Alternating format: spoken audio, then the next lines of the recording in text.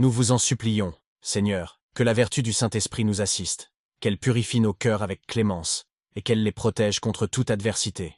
Lecture des Actes des Apôtres.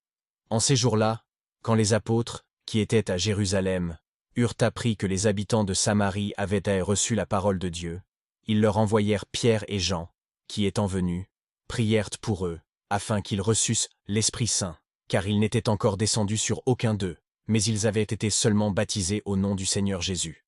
Alors ils leur imposèrent les mains, et ils recevaient l'Esprit Saint. Suite du Saint-Évangile selon saint Jean. En ce temps-là, Jésus dit aux pharisiens, « En vérité, je vous le dis, celui qui n'entre pas par la porte dans la bergerie des brebis, mais qui y monte par ailleurs, est un voleur et un larron. Mais celui qui entre par la porte est le pasteur des brebis. À celui-ci le portier ouvre, et les brebis entendent sa voix. Il appelle ses propres brebis par leur nom, et il les fait sortir. Et lorsqu'il a fait sortir ses propres brebis, il va devant elles, et les brebis le suivent, parce qu'elles connaissent sa voix.